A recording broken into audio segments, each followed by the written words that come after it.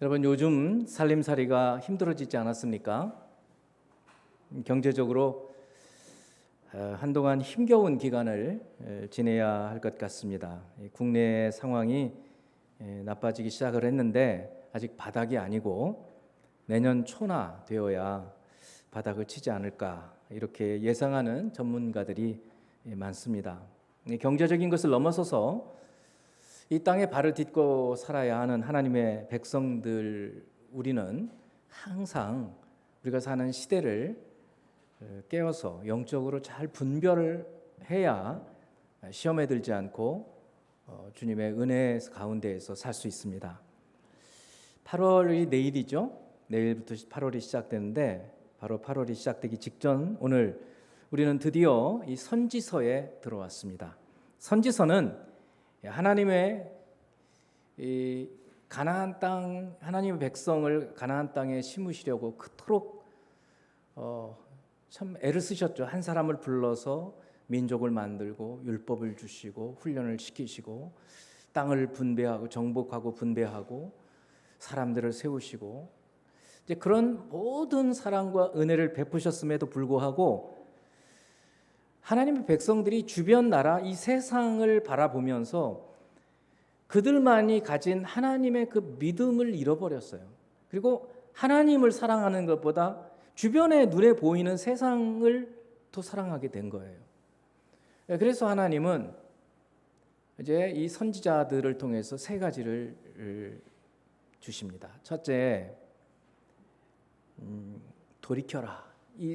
너희가 사랑하는 이 세상에서 나에게로, 하나님께로 돌이켜라는 메시지.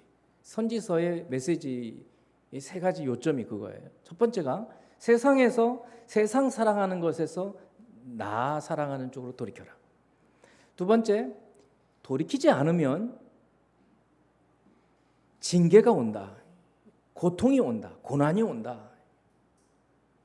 세 번째는 그 고통과 고난과 징계 속에서 너희들이 해야 할 일을 말해주겠다, 이거예요. 이 세 가지가 거의 17권의 이 선지서의 보편적인 메시지입니다. 오늘은 이사야 9장을 통해서 소망이 없는 이 세상에 사는 하나님의 백성들에게 이 소망을 주시는 하나님, 그리고 소망을 주실 뿐만 아니라 그 소망을 결국 이루시는 그 하나님에 대해서 말씀을 듣고, 여러분 마음 가운데 오늘 주시는 말씀 중에 여러분에게 주시는 메시지를 붙잡고 이제 살아가도록 결단하는 시간을 갖기를 원합니다. 먼저 소망이 없는 세상. 여러분, 아담의 타락 이후에 모든 인생은 고난을 피할 수가 없어요. 어떤 사람에게 없는 고난이 나에게 올 때도 있고, 다른 사람들이 가지는 고난 내가 안 당할 때도 있어요. 그러나 여러분, 모든 사람들에게 한 사람의 예외도 없이 당하는 고난이 있어요. 그게 뭘까요? 죽음이에요. 죽음. 여러분, 죽음은 모든 인생이 피할 수가 없습니다. 모세는 이 죽음을 영적으로 이렇게 설명을 하고 있어요. 시편 90편 3절 5절이에요. 주께서 사람을 티끌로 돌아가게 하시고. 여러분, 죽음은 우리가 먼지로 다시 돌아가는 것을 얘기해요. 육체를 얘기하는 겁니다. 육체. 그러니까 죽으면 그만이지라고 생각하는 사람들은 육체만을 보는 거예요. 그래서 티끌로 돌아가게 하신다는 거예요. 여러분, 우리 다 그렇게 갑니다. 여러분, 다 티끌로 가요. 믿습니까? 아니, 그거 자명한 일 아니에요? 결국 우리 간다고요. 그 사실을 그때 우리가 설마 내가 언제 그런 날이 오겠어? 옵니다. 모세가 그렇게 얘기하고 있어요. 말씀하시기를 너희 인생들은 돌아가라 하셨사오니, 그 다음에 보세요. 주께서 그들을 홍수처럼 쓸어 가신다. 홍수, 여러분 요즘에 이제 막 비가 많이 오는 곳, 뭐 미국 같은 데는 라스베가스 같은 데도 홍수가 났대요. 도대체 그 사막인데 홍수가 나가지고 뭐 카지노 천정이 무너지고 막 이런, 그러니까 홍수가 나면 쫙 쓸어가 버리잖아요. 근데 이거를 뭐를 영적으로 본 거예요? 사람이 죽어나가는 모습을 이렇게 그린 거예요. 섬찟하지 않으세요? 아마 모세는 광야 40년 동안 오늘도 죽고 내일도 죽고 40년 동안 계속 죽어나가는, 매일매일 죽어가는 모습을 보면서 홍수처럼 싹 쓸어가는 모습을 연상을 했던 것 같아요. 그들은 잠깐 자는 것 같으며 아침에 돋는 풀같이 이렇게 일어났다가 동풍이, 이 가나안 땅에서는 동풍은 이제 그 요단강 동편 쪽에서 불어오는 뜨거운 열사 바람이거든요. 확 불면 그냥 다시 들어버리는 거예요. 인생이 그렇다는 거예요. 그러므로 어느 누구도 여러분 죽음이 지배하고 있는데 뭐가 그렇게 좋겠어요? 아니 죽음이 지배하고 있는 이 세상이 무슨 소망이 있습니까? 소망 없어요. 이 세상에서. 여러분 이 세상의 것에 소망을 두지 마세요. 안 그러면 실망해요. 사랑하는 사람 배신 때릴 수 있어요. 아니면 죽을 수도 있어요. 돈 날아갑니다. 그리고 구한다고 해서 얻어지는 것도 아니에요. 여러분이 아주 소망하는 것들, 그런 것들은 우리의 결국은 실망만 주고 눈물만 흘리게 만들어요. 이 세상에 있는 것들은 소망할 수가 없어요. 소망이 없어요. 잠언 29장 18절은 묵시가 없으면 백성이 방자히 행한다, 이 말씀이 있어요. 이게 조금 어렵잖아요, 우리 말로는. 근데 영어 성경으로 이 묵시라는 말을 비전이라고 얘기를 했어요. 비전, 꿈, 미래. 그러니까 미래가 없으면 사람이 방자히 한다는 걸 마음대로 산다는 거예요. 내일이 없으면 오늘 그냥 배 터지게 먹고 마음대로 살지, 이렇게 생각하는 거예요. 그래서 묵시가 없으면 사람이 방자하게 아무렇게나, 그러니까 내일, 미래, 비전, 소망이 없으면 사람들 살 별로 의미를 갖지를 못해요. 이게 우리 인생이에요. 죽음의 수용소라는 책을 쓴 빅터 프랭클이라는 분이 있습니다. 이분은 정신과 의사인데 2차 대전 때 유대인이라는 이유로 아우슈비츠 수용소에 끌려가서 죽음의 문턱까지 갔다가 살아났던 사람입니다. 이분이 그의 책에서 이렇게 말합니다. 미래에 대한 믿음의 상실은 죽음을 부른다. 미래에 대한 믿음의 상실은 죽음을 부른다. 조금 어렵잖아요. 아주 쉽게 말하면 미래가 보이지 않으면 죽는다. 소망이 없으면, 내일 미래를 살 소망이 없으면 금방 죽어요, 사람은. 육체적으로 안 죽어도 영적으로 죽어요. 꿈이 없으니까. 한 번은 그분과 같이 아우슈비츠 그 수용소 가스실로 유명하잖아요. 600만 명을 죽였잖아요. 거기에 수용되어 있는 한 유명한 작곡가, 작사가 한 사람이 자기가 꿈을 꾸었다는 거예요. 그러면서 이 빅터 프랭클 박사에게 말을 했습니다. 그 꿈에 어떤 예언자가 나타났는데 나한테 당신 소원이 뭔지 나한테 말해주면 내가 뭐든지 대답해 주겠노라고 그 꿈속의 예언자가 말을 하더랍니다. 그래서 그 작곡가, 그 사람은 자기가 이 수용소에서 언제 해방이 될 수 있는지 그걸 물어봤대요. 그랬더니 이제 이 빅터 프랭클이라는 분이 묻습니다. 당신 그 꿈을 언제 꿨는데요? 그랬더니 1945년 2월이에요. 1945년 우리나라가 8월 15일에 해방이 되잖아요. 그러니까 8월 15일에 일본이 항복한 날이에요. 원자폭탄을 두 방을 맞고. 그리고 조금 전에 독일이 항복을 합니다. 그러니까 일본이 제일 늦게 항복을 했어요. 그 원자폭탄 맞았죠. 그런데 지금 어느 시기였냐면 1945년 3월인 거예요. 3월 초. 근데 그 꿈은 2월 달에 꿨다는 거예요. 그래서 그 꿈속에서 그 예언자가 당신 이 수용소에서 해방되는 때가 언제라고 합니까? 하고 빅터 프랭클이 물어봤어요. 그랬더니 귓속말로 다른 사람은 안 들리게 3월 30일이래요. 이렇게 말을 했다는 거예요. 그런데 이제 이분이 이제 그 말을 했던 데가 3월 초인데 이제 시간이 지나면서 시간 빨리 지나가잖아요. 3월 이제 10일 지나고 20일 지나고 한 29일쯤 됐는데도 여전히 전쟁이 끝날 기미가 안 보이는 거예요. 그런데 29일 날, 3월 29일 날 저녁에 이 작곡가 이 사람이 갑자기 고열이 나면서 아프기 시작을 하는 거예요. 그리고 그 다음 날 30일에는 완전히 혼수 상태에 빠졌고, 그리고 하루가 지난 31일 날 세상을 떠났어요. 30일 날 해방된다는 소리를 들었거든요. 그런데 해방이 될 것 같지 않으니까, 소망이 사라지니까 몸이 아프기 시작을 하는 거예요. 여러분, 우리 육체는요, 우리 정신의 영향을 너무나 많이 받습니다. 우리 마음에 꿈이 없어지면, 비전이 없으면, 묵시가 없으면 몸은 마음대로 하는 거예요. 아무런 그냥 그래서 죽는 거예요. 그러다가 사랑하는 성도 여러분, 우리 하나님은 어떤 분이신가? 성경 창세기로부터 계시록까지 계속해서 하나님의 백성들에게 소망을 주시는 분입니다. 한번 따라서 해보시죠. 하나님은 소망을 주십니다. 근데 그 꿈속에 있던 거짓 예언자 같지 않고 우리 하나님이 주시는 그 소망은 반드시 이루어집니다. 그게 성경의 역사예요. 아브라함에게 약속하신 그 일을 언제 이루셨는가? 430년 후에 이루신다는 거예요. 자녀들에게 계속해서 거듭 말씀해 주셨던 말씀들이 구약 성경 얘기고, 이제 신약에서 또 하나님은 이제 직접 이 땅에 오셔서 또 약속을 해 주시는 말씀들이 있어요.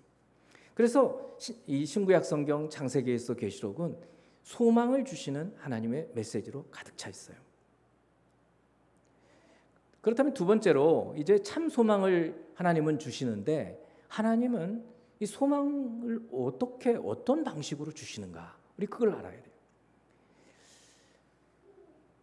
여러분, 성경에서 언약이라는 말씀 많이 듣죠. 언약. 아브라함과 언약을 맺었더라. 다윗과 언약을 맺었더라. 이 언약 약속이거든요. 약속 중에 굉장히 좀 상위적인 약속, 굉장히 큰 약속, 이걸 언약이라고 해요. 그런데 이 언약 약속이 하나님께서 우리 인생들에게 주시는 소망이에요. 그러니까 우리는 그 약속을 붙들면 우리는 소망을 가지고 살 수 있어요. 근데 약속을, 하나님이 주시는 약속, 반드시 전능하신 분이시기 때문에 반드시 지키시는 그 하나님의 약속이 없으면 우리에게는 소망이 없기 때문에 그냥 아무 의미 없이 살다가 죽음으로 끝나요. 근데 소망이 있으면 갑자기 삶에 생기가 일어나고 정말 활력 있게 살 수가 있어요. 늙어도 늙지 않은 삶에서 살 수 있어요. 나이는 들어서 늙었어요. 육체는. 그렇지만 굉장히 생각은 젊어요. 활기가 있거든요. 90이 되어도 헨리 키신저 이런 사람들 지금도 살아있어요. 정말 대단한 사람이거든요. 또 어떻게 그렇게 살 수 있을까? 여러분, 그런 유대인들뿐만 아니라 하나님은 우리 그리스도인들에게 더 놀라운 약속을 주셨기 때문에 이 소망의 하나님을 우리가 붙잡고 산다면 나이가 들어도 더 강건하게 살 줄로 믿습니다. 예레미야 29장 11절 말씀은 예레미야입니다. 예레미야. 이사야가 끝난 다음에 우리가 예레미야를 볼 거예요. 이사야보다 예레미야는 한 100년쯤 후의 분입니다. 그리고 이사야는 지금 오늘 예언을 이제 지금 하시는 말씀인데, 이사야 당대부터 벌써 하나님 말씀을 하나님 백성들이 듣지를 않아요. 왜냐하면 세상이 더 좋아 보이거든요. 세상이. 그래서 주변에 있는 나라의 우상을 섬기고 군대가 자기 나라를 지켜줄 줄로 생각하고 하나님보다는 군대를 의지하는 거예요. 강대국을 의지하는 거죠. 그래서 이제 이사야 선지자는 그런 메시지들을 많이 전하는데, 예레미야 선지자 때에는 이미 때가 지나버렸어요. 그러니까 기회를 주시는데 기회를 안 잡았어요. 그러니까 어떠냐면 망하는 때예요. 더 이상 기회가 없어요. 여러분 그렇습니다. 여러분 기회가 항상 오지 않아요. 기회가 항상 오지 않는다고요. 이 예레미야 29장은 어느 때냐면 포로로 끌려갔어요. 다 끌려간 건 아니에요. 아직 1차, 2차 포로까지는 끌려갔어요. 근데 아직 망하지는 않은 때인데 포로 가 있는 백성들에게 얼마나 포로로 가 있어서 스스로는 불쌍하게 생각하고 야 우리는 참 하나님의 저주를 받았나 봐. 이방 땅에 성전도 없는 이방 땅에 포로로 끌려와 있구나. 이렇게 생각하는 사람들에게 주시는 편지 내용이에요. 하나님이 주시는 편지 내용이에요. 예레미야가 썼어요. 근데 그 중에 한 구절이 이 11절이에요. 여호와의 말씀이니라 너희 포로로 끌려가 있는 너희를 향한 나의 생각은 내가 안다. 그게 뭐냐? 평안이다. 평안. 그들이 생각할 때는 난 저주받았다라고 생각하는데 아니라 평안, 재앙이 아니니라 너희에게 미래와 희망을 주는 것이니라. 그러니까 하나님은 예레미야를 통해서 포로로 끌려가 있는 사람들에게 무엇을 주신다고요? 미래를 주신다는 거예요. 소망을 주신다는 거예요. 그래서 포로로 끌려가 있는 사람들이 그 소망, 그들에게 미래가 있다라는 이 약속의 말씀을 붙들고 70년 후에 돌아오는 거예요. 안 그랬으면 거기서 다 죽었을지 몰라요. 아니면 혼혈되어서 살았을 거예요. 그러나 하나님은 이 약속의 말씀을 주셔서 미래 이 소망을 붙들고 살게 하시는 거예요. 사랑하는 성도 여러분, 하나님의 약속의 말씀, 소망이 있으면 삽니다. 여러분에게 약속이 있으면 어떤 어려움, 어떤 고통이 있다 하더라도 견디어낼 수가 있는 것입니다. 자, 이제 오늘 본문이 시작되는 이사야 9장 본문이 시작되는 1절 2절 말씀을 봅니다. 1절 2절 보겠습니다. 전에 고통받던 자들에게는 흑암이 없으리로다. 옛적에는 여호와께서 스불론 땅과 납달리 땅이 멸시를 당하게 하셨더니 후에는 해변 길과 요단 저쪽 이방의 갈릴리를 영화롭게 하셨느니라. 흑암에 행하던 백성이 큰 빛을 보고 사망의 그늘진 땅에 거주하던 자에게 빛이 비치도다. 여러분 신약의 마태복음 4장은 이 이사야 오늘 이 9장 1, 2절 말씀을 이렇게 인용을 해요. 마태복음 4장 15, 16절입니다. 스불론 땅과 납달리 땅과 요단강 저편 해변 길과 이방의 갈릴리여 흑암에 앉은 백성이 큰 빛을 보았고 사망의 땅과 그늘에 앉은 자들에게 빛이 비치었느니라. 그러니까 지금 이사야 시대에 너무 고통스럽게 가난하게 살던 그런 이제 사람들이 있었어요. 특별히 어떤 사람들이냐면 굉장히 낙후되어 있는 지역에 사는 사람들. 우리나라에도 그런 사람들 있잖아요. 쪽방촌에 사는 사람들, 빈민가. 요즘 많이 없어졌지만 지금도 있거든요. 그런 곳에 사는 사람들. 이런 사람들에게 이사야 선지자를 통해서 하나님이 주시는 소망의 메시지였던 거예요. 지금 어둠이 덮여 있고 고통스럽게 살고 있는 너희들에게 빛이 비칠 거야. 이 말씀이 언제 성취되냐면 무려 740년쯤 후에 이루어집니다. 참 하나님 앞에는 하루가 1000년 같고 1000년이 하루 같으니까 그러신지 몰라도 이 약속이 성취되는 데는 시간이 오래 걸리시는 것 같아요. 여러분 지금도 우리가 소망이 하나 있고 약속이 있잖아요. 뭐예요? 주님이 다시 오신다는 약속. 얼마나 지금 지났습니까? 2000년이 됐어요. 2000년이 지났어요. 아직 그 약속이 아직 안 이루어졌어요. 그러면 그 소망을 우리는 어떻게 해야 돼요? 붙들고 사는 거예요. 우리가 죽을 때까지도 그 일이 이루어지지 않을 수 있어요. 그래도 우리는 소망 가운데 사는 거예요. 반드시 그 일이 이루어지니까. 아브라함에게 하나님께서 그 가나안 땅을 주신다는 것이 몇 년 후에 이루어집니까? 430년 후에 이루어져요. 하나의 왕조가 다 끝난 우리 조선 왕조 정도의 기간이 끝난 후에야 이루어지잖아요. 이 이사야에게 약속하신 그 이방의 땅에 빛이 비치리라고 하신 말씀은 무려 740년 후에 이루어져요. 그래서 우리는 주님께서 언제 그 일을 이루실지 그것을 우리는 확신할 수 없지만 주님께서 반드시 그 일을 이루신다는 소망을 붙들고 믿음으로 사는 거예요.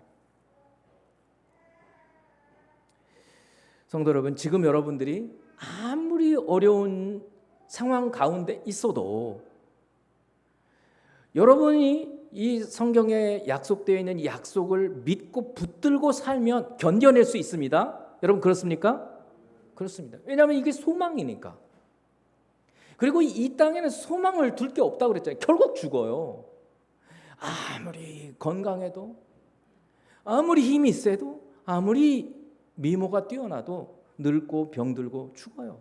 그러니까 이 땅에서 소망을 둘 것이 없어요. 단 하나, 1.1획도 떨어지지 아니하고 영원부터 영원까지 동일하신 그 하나님 말씀, 약속, 이거는 반드시 이루어진단 말이죠. 우리는 이 믿음을 가지고 있기 때문에 이 성경이 주시는 이 약속을 우리는 믿고 소망을 두고 살아갈 수 있는 거예요.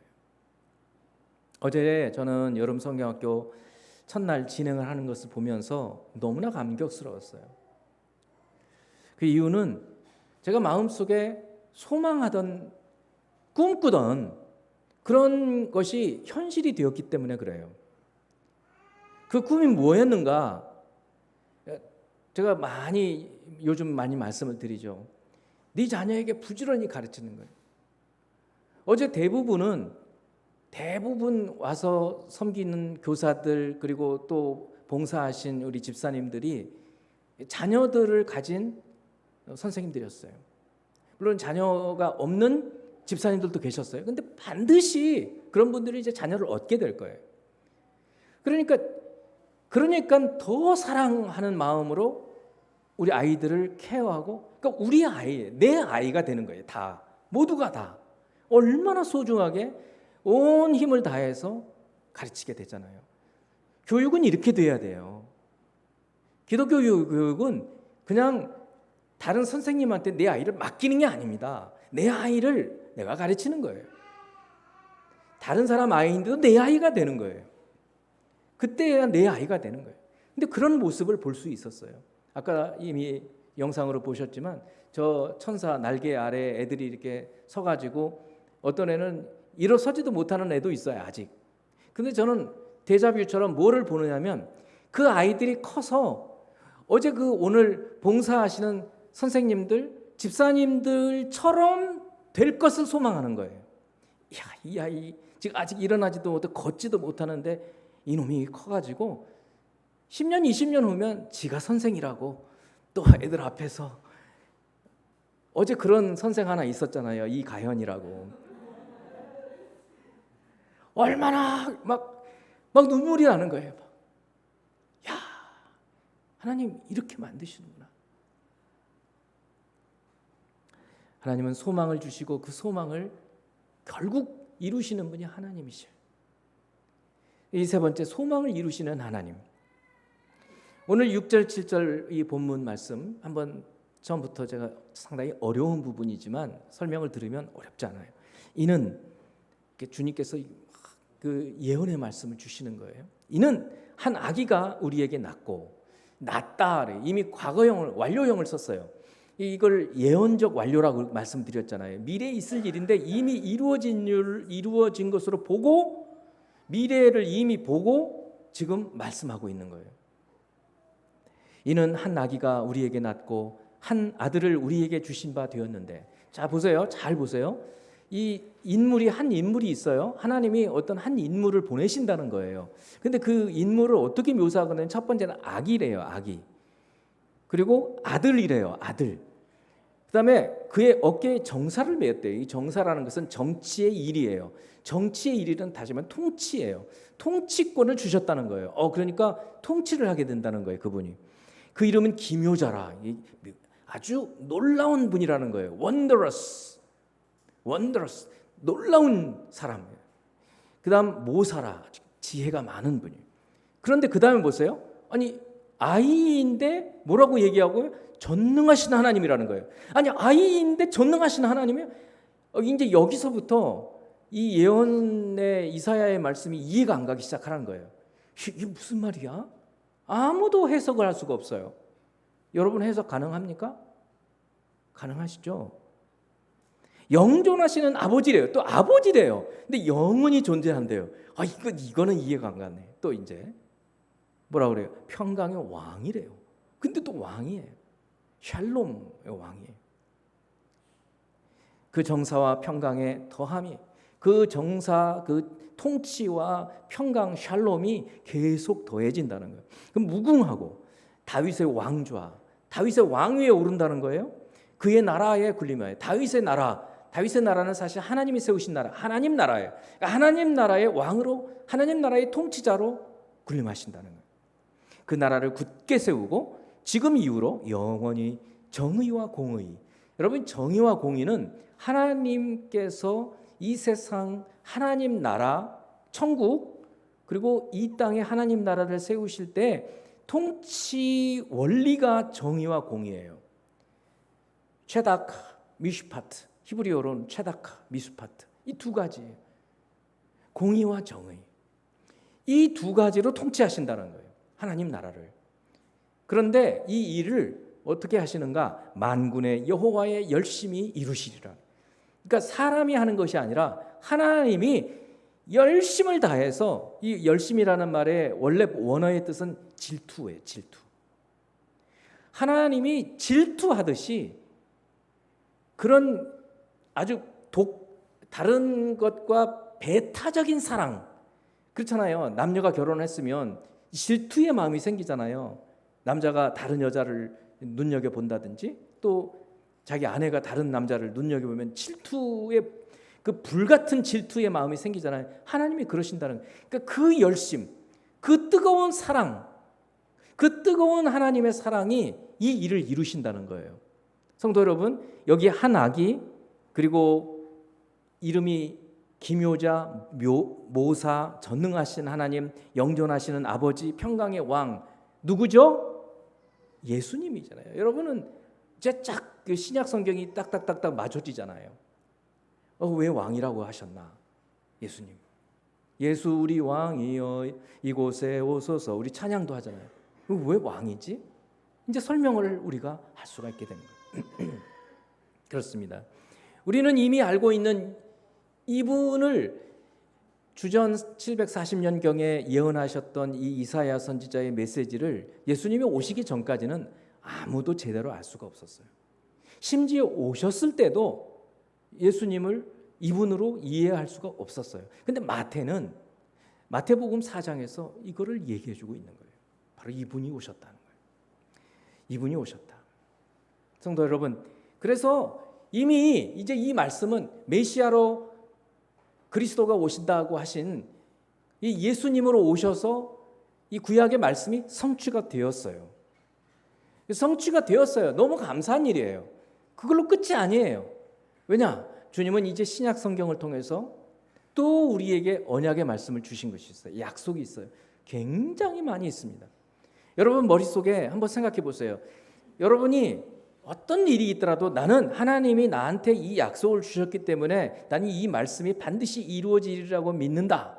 그런 말씀을 한번 생각해 보세요. 어떤 게 있습니까? 그런 거 한 10개 정도는 암송하고 계셔야 되지 않겠어요? 하나님이 세상을 이처럼 사랑하사 독생자를 주셨으니 이는 그를 믿는 자마다 멸망하지 않고 영생을 얻게 하려 하심이다. 그렇습니다. 나는 영생을 얻습니다. 이것도 약속이잖아요. 그를 믿는 자마다 나는 멸망하지 않아. 무슨 일이 있어도 나는 멸망하지 않아. 나는 영생을 얻었어. 나는 영원한 생명을 가졌어. 여러분 그 믿음, 이게 소망이 되지 않겠어요? 그래서 아무리 어려워도 나는 이 소망이 있기 때문에 나는 괜찮아. 난 다시 일어설 수 있어. 난 죽어도 괜찮아. 천국에 가니까, 영생하니까. 이런 소망들을 갖고 계셔야 되지 않겠어요? 그 중에 이제 제가 한 2가지만 말씀을 드릴게요. 본질적으로는 한 가지예요. 빌립보 1장 6절 말씀, 제가 정말 사랑하는 말씀. 제가 초신자 때 이 말씀을 받고 너무너무 감사하게 됐어요. 너무너무. 예. 빌립보 1장 6절 말씀. 너희 안에서 착한 일을 시작하신 이가, 여기 착한 일은 여러분 예전에 제가 이거 벌써 여러 번 말씀드렸어요. 이 착한 일은 구원이라고 그랬어요. 우리를 구원하셔요. 그때는 이런 얘기를 했어요. 시작하신 이가. 구원은 지금 시작되었지 완성된 게 아니다. 우리 안에, 여러분 안에 예수 그리스도를 믿게 되면, 믿으면 구원이 시작되는 거예요. 예전에 소망 없이 살았던 삶에서 이제 소망을 갖고 사는 거예요. 예전에는 맨날 그냥 더러운 것만 생각하다가 이제는 그게 더러운 거를 알고 살아요. 이제 저거 좀 더럽다. 깨끗하게 살아야지. 그렇게 살아요. 바뀌었어요. 그래서 착한 일을 우리 안에 하나님이 시작하셨어요. 그 구원을 시작하셨어요. 근데 시작하고만 마는 게 아니라 그리스도 예수의 날, 무슨 날이에요? 이 날이 그리스도 예수의 날, 무슨 날입니까? 종말의 날, 주님 재림하시는 날, 그날까지 이루실 줄을 우리는 확신하노라. 누가 이루신다는 거예요? 하나님께서. 하나님께서 구원을 이루시는 거예요. 여러분 스스로가 경건 생활을 할 수 있다고 생각하지 마세요. 하루에도 몇 번씩 넘어지고 하루에도 몇 번씩 악한 생각을 하고 하루에도 몇 번씩 다른 사람을 비난하고 비판하고 나는 의로운 것 같고 이런 생각을 하지 않습니까? 하루에도 몇 번씩 자꾸 교만해지는 거예요. 난 나 정도 돼야지. 그런 우리에게 소망이 없어요. 우리에게는 소망이 없다니까. 이 땅에 소망이 없어요. 그런데 그런 우리를 예수를 믿게 하심으로 우리 안에서 하나님이 구원을 시작을 하셨어요. 그래서 우리 안에서 일을 하기 시작을 하셨어요. 이미 시작을 하셨어요. 근데 언제 완성이 되느냐면 그리스도 예수 주님 재림하시는 때, 우리가 주님 뵐 때, 그런데 그 일을 완성하시는 분이 누구냐면 하나님이시라는 거예요. 구원의 완성 하나님이시요. 여호와의 열심히 이루시리라. 같은 메시지예요. 또 하나는 데살로니가 전서 5장 23, 24절 말씀이에요. 평강의 하나님이 친히 너희를 온전히 거룩하게 하시고 또 너희의 온 영, 혼, 몸이 우리 주 예수 그리스도의 강림하실 때, 똑같죠. 강림하실 때, 주님 재림하실 때 흠없게 보존되기를 원하노라. 그 다음에 24절 너희를 부르시는 이는 미쁘시니 그가 또한 이루시리라. 그분이 우리의 온 영과 혼과 몸을 거룩하고 흠없고 점도 없고 티가 없이 하나님 앞에서 의롭다, 완전히 거룩하게. 이게 구원이에요. 구원의 완성. 그래서 구원의 처음을 우리는 칭의라고 해요. 의롭다고 여기겠어. 그래요. 야, 너 더러운데 사실은 죄인인데 너 예수 믿는다며? 그래서 내가 너를 의롭다고 여길게. 그게 구원의 시작이에요. 그러면서 이제 믿음으로 살아가는 거예요. 지금 예배드리고 뭐 하고 그게 성화 과정이에요. 거룩해져 가는 거예요. 그리고 우리가 주님 앞에 나갔을 때 완전하게 거룩해져 가는 것이 영화예요. glorification, sanctification, justification, 칭의, 성화, 영화. 결국 우리의 구원은 하나님이 이루시는 거예요. 그러면 내가 아무것도 하지 않아도 되네? 그건 아니죠. 뭐를 해야 될까요? 믿는 거예요. 이 말씀들을, 이 소망을 믿는 거예요. 마음에 이 말씀을 품는 거예요. 그래, 하나님이 이루신다. 정말 내가 보면 나는 소망이 없어. 근데 하나님은 이루실 거예요. 믿어요. 그러면 그 믿음이 우리 속에서 일을 하기 시작해서 우리의 몸을 움직이기 시작을 해요. 내 생각을 지배하기 시작해요. 내 영을 하나님께서 움직이기 시작을 하는 거예요. 그래서 내 온 인격을 다해서 주님을 섬기게 만들고 그 일을 이루어가게 하는 거예요. 우리 교사들 참 너무 감사한 거예요. 정말 감사한 거예요. 그런데 그렇게 해야 돼요. 왜냐하면 여러분의 자녀들이에요. 이것이 내 자녀를 부지런히 가르치라는 말씀대로 순종하는 거예요. 저는 그게 감동이 되는 거예요. 이제 저렇게 됐다. 그러면 그 아이들은 조만간 커서 자기 이제 가정을 이루면 그들도 그렇게 할 거예요. 이것이 계속 흘러내려가야 돼요. 저희 생명의 교회는 그렇게 되는 교회가 될 줄로 믿습니다. 그렇게 되는 교회로 만들어 가도록 우리도 힘써야 될 줄로 믿습니다. 하나님께서 이를 이루십니다. 기도하겠습니다. 사랑하는 하나님 아버지, 주께서 구원을 이루시는 분이심을 믿고 그저 이 약속, 이 소망, 이걸 붙들고 살아가는 저희가 되게 하여 주의 열심히 주님의 그 질투하시는 배타적인 사랑, 그 사랑이 결국은 우리를 온전하게 구원하실 줄 믿습니다. 감사하며 예수님 이름으로 기도합니다. 아멘.